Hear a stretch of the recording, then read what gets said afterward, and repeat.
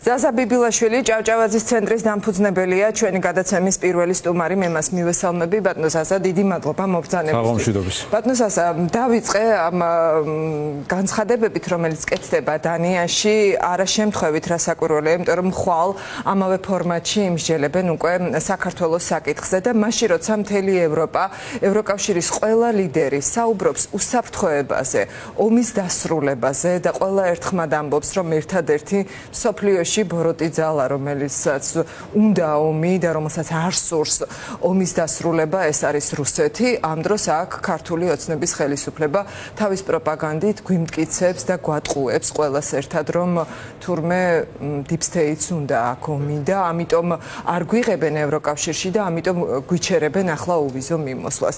აი ეს რას ნიშნავს თქვენი აზრით და რას ნიშნავს ის ნაბიჯები, რომელსაც ახლად გამს ქართული ოცნება 31 აგვისტომდე, ანუ საბოლოო ვადის ამოწურვამდე რამდენიმე დღით ადრე. მივესალმები ტელემაყურებელს, მივესალმები რეჟიმის ყველა ტყვესა და მძევალს პირველ რიგში და როგორც დღეს თქვა, ისინი გამარჯვებულები არიან და მე მინდა რომ მათი გამარჯვება გადაითარგმნოს უკვე იმ ენაზე, რომელიც საყოველთაოდ ხილული იქნება და მთელ ქვეყანაზე გავრცელდება.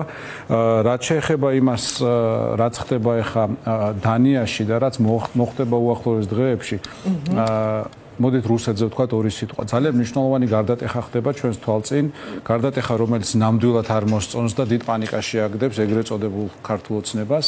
მათ შორის კონკრეტული ინფორმაცია იმის შესახებ, რომ ამერიკამ გადაწყვიტა უკრაინას მიაწოდოს შეტევითი საბრძოლო იარაღი 3300 ფრთოსან რაკეტაზე მეტი, რომელიც შორ დისტანციაზე მოქმედებს. მე სამხედრო კომპეტენცია ნამდვილად არ მაქვს, რომ კონკრეტულად ავხსნა რას ნიშნავს ეს, მაგრამ თავისთავად სახელწოდება იმისა, რომ შეტევითი იარაღს აწოდის და შორ დისტანციაზე მოქმედ იარაღს, უკვე თავისთავად მეტყველია, ხო?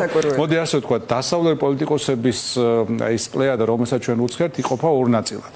ერთი, რომლებიც იცნობენ რუსეთს და მეორე, რომლებიც ჯერ არ იცნობენ რუსეთს, ხო? რომლებიც იცნობენ პირველივე დღიდან ამბობენ, რომ რუსეთთან ერთადერთი გზა არის ძალის გზა. ანუ მას უნდა დაანახო ძალა და აგრძნობინო, რომ მზად ხარ ეს ძალა გამოიყენო მის წინააღმდეგ. ეს ძალა შეიძლება იყოს სამხედროც, ეკონომიკურიც, ენერგეტიკულიც და ყველანაირი. ამ შემთხვევაში რუსეთი პოულობს თავის ადგილს და ელოდება შემდეგ შესაძლებლობას, რომ თავისი ბოროტის სახე გამოაჩინოს. მეორე ნაწილი არის ის მიამიტი პოლიტიკოსები, ზოგი გაუნათლებლობით, ზოგი არ ვიცი კიდე რის გამო, რომელიც ცდილობს რომ რაღაც ილუზიებს დაებღაუჭოს თელი ამ პერიოდის განმავლობაში და თქვას რომ ჩვენ თუ დაველაპარაკებით, ამას თუ შევთავაზებთ, იმას ეს უბრალოდ ნიშნავს რომ არ იცნობენ რუსეთს, არ იცნობენ რუსეთის ისტორიას, არ იცნობენ თანამედროვე რუსეთის პოლიტიკურ ელიტას, არ იცნობენ ამ ქვეყნის პოლიტიკურ ეთნოფსიქოლოგიურ ტიპს, რომელთანაც აქვს საქმე, ხო? მაგრამ ეს გარდაუვლად მოდის, აი ჩვენ თვალწინ თვეების განმავლობაში იცვლება ადამიანების პოლიტიკური ლიდერების განწყობები და ჩვენ ვხედავთ როგორ ნაბიჯ, მაგრამ უცილებლად მიდის სამყარო იქითკენ, რომ რუსეთს მიუჩინოს თავისი ადგილი. მშვიდობა ევროპაში შეიძლება დამყარდეს მხოლოდ ერთ შემთხვევაში. ხა თქვენ თქვით, რომ რუსეთს მშვიდობა არ უნდა, არა თუ მშვიდობა არ უნდა, რუსეთი არის ომის მიზეზი. კი ბატონო. ანუ ერთია რომ ვიღაცა ხარ რაღაც სიტუაციაში და მშვიდობა ბოლომდე არ გინდა და მეორეა რომ შენი არსებობით თავად ხარ ომის ერთადერთი გამოწვევი მიზეზი, ხო? რუსეთთან ერთად მშვიდობა ევროპაში არ იქნება. იქნება მხოლოდ დამარცხებულ რუსეთთან ერთად. ანუ რომა სხვადასხვა იმან თქვა, რა ქვია, JD Vance უთქვამს და სამწუხაროა, რომ ისიც კარგად არ იცნობს რუსეთს ამ ნაწილში, თქვა, რომ აი ყველა ომი მთავრდება მოლაპარაკებით და არა. მეორე მსოფლიო ომი დასრულდა უპირობო კაპიტულაციით. ხო, იაპონიის ფრონტზეც და გერმანიის ფრონტზეც. მე არ ვიცი როგორ დასრულდება ეს ომი, მაგრამ ყველაფერი იქით მიდის, როგორც უნდა მიდიოდეს. ანუ რუსეთი დემოგრაფიულად, ენერგეტიკულად, სხვადასხვა რუსეთის ნავთობგადამამუშავებელი ქარხნების 20% არის გამოყვანილი წყობიდან. ეს უზარმაზარი ციფრია და ამას უკრაინა აკეთებს თავისი საზღვრებიდან ძალიან მოშორებით. სად ვართ ხო? ანუ ჩვენ აი ამ ეგრეთ წოდებული ოცნების საცოდავ პროპაგანდას რო შევხედოთ, ისინი უნებოდნენ რომ ომი მორჩება მალე დღეებში, კვირებში და 3 წელიწადნახევრის თავზე უკრაინა თავის საზღვრებიდან 1000 კილომეტრი და 1000 კილომეტრი მოშორებით ურტყამს სტრატეგიულად მტკივნეულ წერტილებში რუსეთს. ეს გარდაუვალია. ეხლა რაც შეეხება იმას, რასაც აკეთებს ქართული ოცნება, ეგრეთ წოდებული ქართული ოცნება, სინამდვილეში პუტინის ოცნება, რომელიც მან მოიყვანა და დასვა და რომელიც იყო 2008 წლის ომის სინამდვილეში გაგრძელება და დასასრული მისთვის. ხშირად ჩვენ არ გვესმის ხოლმე და ვკითხვა, რატო აკეთებენ ამას, ნუ თუ ის არ უნდა, აი ყველაფერი დაალაგდება იმ შემთხვევაში, თუ კიდევ ერთხელ კარგად გავიაზრებთ, რაც სინამდვილეში ვიცით. ესენი არ არიან ქართული პოლიტიკური ძალა. ეს არ არის ხელისუფლება, ეს არ არის პარტია, რომელიც შეიძლება მოგწონდეს ან არ მოგწონდეს, რომელსაც შეიძლება ეთანხმებოდნენ, არ ეთანხმებოდნენ. ეს არის რუსული ჰიბრიდული ძალა, რომელიც შეიქმნა იმისთვის, რომ რუსეთს საქართველოზე აეღო რევანში, წარმატებულ საქართველოზე. რუსეთმა პუტინმა ეს გააკეთა 2012 წელს, უბრალოდ ამის დანახვას დაჭირდა ამის დანახვას დაჭირდა უკრაინაში ღია და სრულმასშტაბიანი შეჭრა და დღეს ახლა ამას არ ხედავს მხოლოდ ის ადამიანი, რომელსაც კონკრეტული მერკანტილური მიზეზი აქვს, რომ ეს არ დაინახოს, ან კონკრეტული დანაშაული აქვს ჩადენილი და აი ამას არის ამოფარებული რაღაც ბოდვას, deep state-ზე და ასე შემდეგ, ხო? ანუ თუ ჩვენ დაუშვებთ და გავიხსენებთ, რომ რუსეთი გველაპარაკება, მაშინ ყველაფერი ლაგდება, რასაც ამბობთ. კი ბატონო, ნამდვილად ასეა და მე ბოლო პერიოდში, როცა ამბობდნენ ხოლმე, რომ ეს ან მოულოდნელია ბიძინა ივანიშვილისგან, ან ამას არ გააკეთებს, მე სულ ამას ვამბობ ხოლმე, რომ აი წარმოიდგინეთ, რომ პუტინი გააკეთებს თუ არა ამას და მაშინ მიხვდებით, რომ კი გააკეთებს ბიძინა ივანიშვილი ზუსტად იმას, რასაც აკეთებს პუტინი. მაგრამ ბატონო სასა, როდესაც ჩვენ ვიცით ახლა ბიძინა ივანიშვილის აი ეს რეჟიმი რაზე დგას და მათ შორის ერთ-ერთი ძლავრი იარაღი, რაც ხელთუპყრია, ეს არის მისი პროპაგანდა, რომელიც სამწუხაროდ უნდა ვაღიაროთ, რომ რიგ შემთხვევებში ძალიან კარგად მუშაობს, მაგალითად იმუშავა ომის საფრთხეებთან დაკავშირებით და ახლაც ხელახლა დაიწყეს აი ამ პროპაგანდის გაცოცხლება, იგივე ომის საფრთხეები, რომ ევროკავშირი ითხოვს მეორე ფრონტის გახსნას, რომ ითხოვს რაღაცა ქართული ოცნების მაჭარაშვილების თუ კიდევ სხვა ვიღაცების გათხოვებას და ასე შემდეგ. აი 31 აგვისტო არის 2 დღეში, ხო?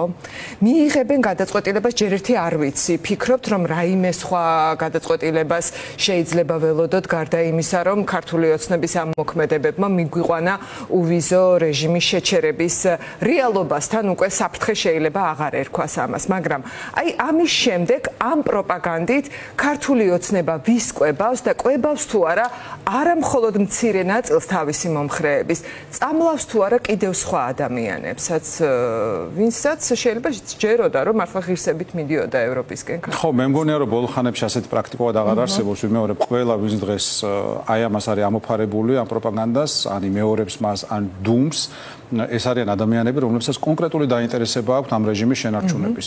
ეს იქნება ან მერკანტილური დაინტერესება, მაგალითად, რა ვიცი, ადამიანი, რომელიც არაფერი არ იცის, არ მუშაობს, მაგრამ სადღაც არის გაფორმებული და ამაში იღებს ხელფას, რომ როცა დაუძახებენ რაღაც ცოცხი აიღოს და ქუჩაში დადგეს და ვიღაცას ტიტუშკად მიუქსიონ, ხო, ან არის ადამიანი, რომელსაც აქვს დანაშაული ჩადენილი კორუფციული თუ სხვაგვარი, ხო, გავიხსენოთ ხა შარშან წელს ამ რეჟიმმა მოაწყო თავდასხმების მთელი სერია.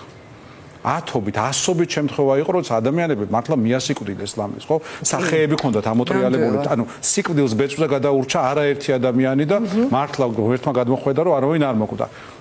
არც ერთი ადამიანი, ეს ამას ხო შემსრულებლები ყავს, ხო ჩვენ კი ვიცით, ამას რაღაც კოლექტიურად ივანიშვილის რეჟიმი ქვია. მაგრამ ის ადამიანები, ანუ მათი სახელები და გვარები ხო არის იქ სადღაც კარტოტეკაში თუ რაც ქვია, ხო? ხო ვიცით, რომ ისინი არსებობენ, კონკრეტული სახელები და გვარები აქვთ, ბიოგრაფიები, ამაში აღებული აქვთ რაღაც თანხა, დანაშაული აქვს ჩადენილი და ასეთი არის ძალიან ბევრი.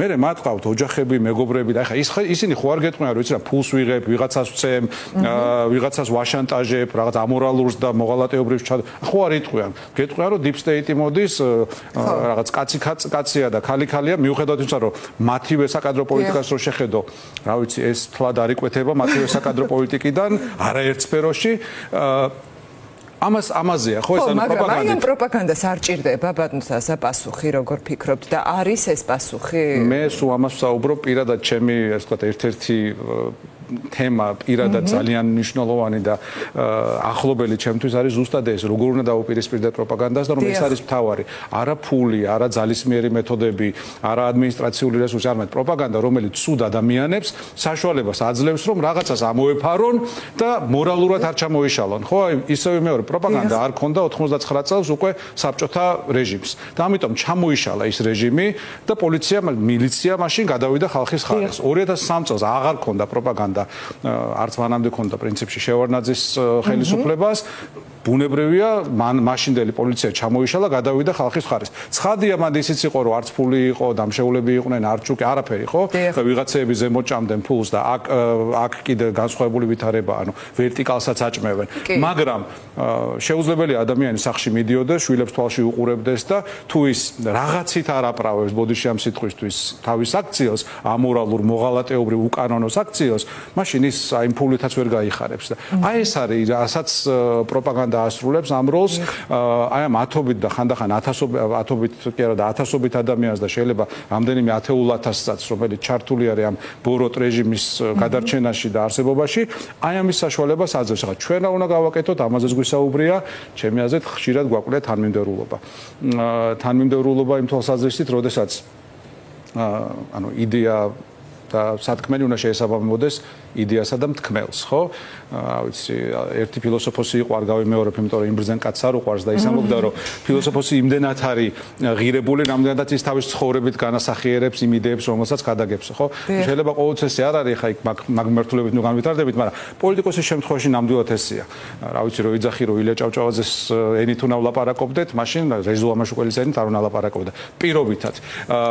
ამავე შემთხვევაში, როდესაც ჩვენ ვსაუბრობთ, რომ ეს არის რუსული რეჟიმი, მაშინ მე პირადად რუსული რეჟიმის არც ერთ შემოქმედს, არც ერთ ავტორს, არც ერთ თანამზრახველს არ მივცემდი მისი თვითლეგიტიმაციის საშუალებას. რატო? იმიტომ კი არა რომ ვიღაც მიმართ პერსონალურია. არა, იმიტომ რომ ეს საერთო ბრძოლას ვნებს, იმიტომ რომ ხალხი იბნევა, ადამიანი საშუალო სტატისტიკური ადამიანი იყურებს და ის განსარჩება, რა ვიცი, ესენი ყველანი ერთმანეთთან კარგად არიან და მე არავის არ ვაინტერესებს. ხო, იმიტომ რომ ვინაიდან ეს პოლიტიკა თუ მედია პოლიტიკა თუ პარტიული პოლიტიკა თუ კიდე სხვა ასე ვთქვათ არასამთავრობო პოლიტიკა თუ კულუარებში კეთდება, მაშინ ეგ გლეხი კაცის თვინ არავინ არის ბჭყალებში. აი ეს არის რაც ძალიან ხშირად ამ პროპაგანდისტულ თუ კონტრპროპაგანდისტულ ქმედებებს ვნებს ხოლმე. ხო, კი ბატონო, აი ზუსტად ეს იყო ჩემი შეკითხვა მომდევნო და პრინციპში აი რაღაც ნაწილობრივ დამასწარეთ, რომ თანმიმდევრულობა გვაკლიაო, აი რას ვერ ვაკეთებთ, თქო, მინდოდა რომ მეკითხა ერთის მხრივ საზოგადოება არის ხო, საპროტესტო აქციებიც მიდის, მაგრამ რაღაც რამდენიმე ასეულის ან რამდენიმე ათასეული ადამიანის პრობლემა და სატკივარი არ არის მხოლოდ არც ის რეჟიმი, რომელიც ყავს საქართველოს ხელისუფლებას და არც ის საფრთხე, რომელიც მართლა რეალურია და მართლა ძალიან მძიმე იქნება ამ ქვეყნისთვის, თუ შეგვიჩერეს ეს უვიზო რეჟიმი. ხო, ეს არ ნიშნავს მარტო ვიზების შეჩერებას და ზოგადად ქვეყანა სად აღმოჩნდება და ჩვენ ყველა სად აღმოჩნდებით, ეს ამის სიმბოლოა, ამის საბოლოო განსახიერებაა ეს ყველაფერი. რატომ ვერ ვაკეთებთ საკმარის ჩვენც, აი მე რა ვიცი, ჟურნალისტები, საზოგადოება, არასამთავრობო სექტორი, პოლიტიკოსები, ყველა მყავს მხედველობაში, რომ ადეკვატური პასუხი გაეცეს და შეჩერდეს ივანიშვილის რეჟიმი. ნუ ნებისმიერ ქმედებას პირველ რიგში ჭირდება ნება და ნუ ახლა ჟურნალისტებს ერთ ქვაბში ნამდვილად ვერ მოხარშავდი და ვერც პოლიტიკოსებს და ვერც ვერავის, მაგრამ ნუ ნება არის ამისთვის საჭირო, ვინაიდან არსებობს გარკვეული ტიპის პრობლემები, რომელზეც მე რომ მიკითხავს, პირადად მე, რა ვიცი, არ ჟურნალისტს არ მოწონს, არც პროდიუსერს არ მოწონს, არც ოპერატორს არ მოწონს, არც მედია მენეჯერს არ მოწონს, მაგრამ ის პრობლემა არის არ წყდება, ხო? რა ვიცი, deep state-ია მაშინ მედიაში თუ რაღაც უხილავი ხელია, რომელიც აი ამას მაინც ასე აგრძელებს. მე ამის ანატომია მართალი გითხრათ ვერ გავარკვიე.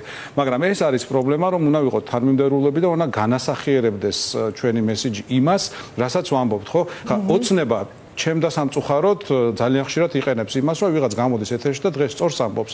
რა ვიცი, ამოუქეკავენ 3 წლის წინანდელს, 5 წლის წინანდელს, 10 წლის წინანდელს, როდესაც რადიკალურად განსხვავებულს ამბობდა და დაადებენ ერთმანეთს და ატრიალებენ მერე და რა ვიცი, ფაქტობრივად ხო ასე, მერე მიდი და უმტკიცე, რომ რაღაც მოხდა და ეს არის ძალიან მნიშვნელოვანი პრობლემა და ჩვენ ამ ქვეყანაში მილიონობით ადამიანი ყავს, რომელსაც პოზიცია არ შეუცვლია. ან შეცვალა და აჩვენა საზოგადოებას, რომ აი ამიტომ შევცვალე. არგუმენტირებულად რაღაც კათარზისი განიცადა თუ ახსნა თავისი პოზიციის ცვლილება, ეს კიდევ სხვა არის, ხო? და ხა ადამიანი ერთ დღეს ასე ამბობს, მეორე დღეს ისე ამბობს, 3 წლის წინ და 10 წლის წინ კიდე სხვას ამბობდა.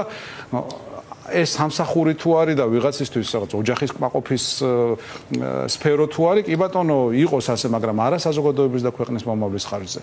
ეს არის, მე მგონი, ის მარტივი ფილტრი, რომელიც უნდა გამოვიყენოთ, ეხლა ხშირად კითხულობენ ხოლმე აი ესეთ რაღაც მოარულ ფრაზად არის ქცეული, ну ხო, ეხლა მეც არ მომწონს, მაგრამ აბა სხვა ვინ.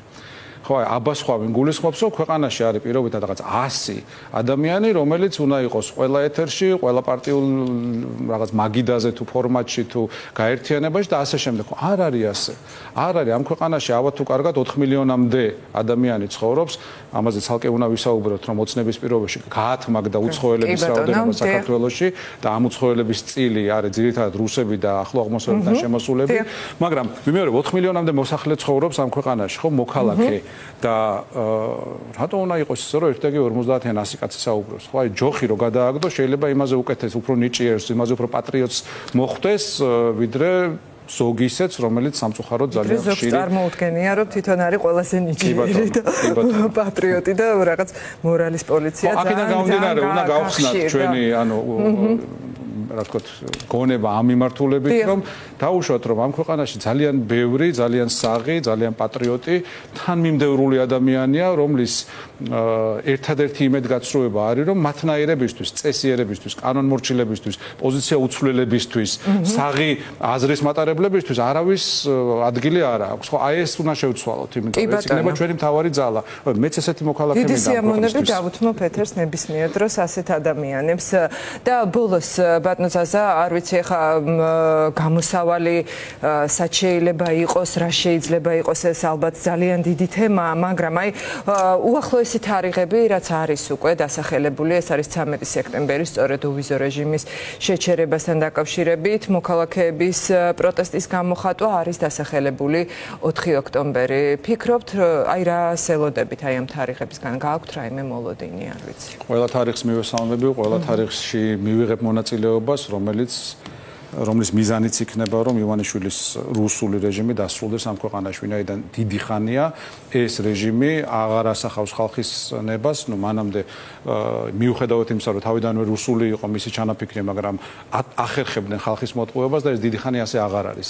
ისინი არიან საქართველოს ისტორიულ მისიასთან და ისტორიულ ხედვასთან და ისტორიულ მისწრაფებებთან რადიკალურ წინააღმდეგობაში, ისინი არიან ქართველი ხალხის სურვილებთან რადიკალურ წინააღმდეგობაში და ეს მართლა აი რაღაც პატარა ხუნტაა, რომელიც ამ ყველაფერს განაგებს და განკარგავს და მათი მოშორება ამ ქვეყნის სადავეებიდან არის ის, რაც საშუალებას მოგცემს ერთბაშად წავიდეთ წინ. ახლა იმასაც ამბობენ ხომ, პროგრამა და ანახე ხალხს და ასე შემდეგ. ახლა განავამბობ, რომ არ უნდა იცოდე რა გინდა პოლიტიკაში როცა ხარ და ხედვა არ უნდა ქონდეს, პროგრამაც უნდა ქონდეს და ხედვაც, მაგრამ ახლა ადგილობრივ იმაზე, ახლა წყალმომარაგებაზე და კანალიზაციაზე საუბრით, პუტინს ვერ მოუგებ ომს საქართველოსთვის. ამაზეა საუბარი, ხო? ეგზისტენციური ომი გვაქვს მოსაგები ჩვენი ქვეყნისთვის და მე კანალიზაციას უნდა შევაკეთოთ, სახურავიც გამოვგავოთ ფინად და ასე შემდეგ.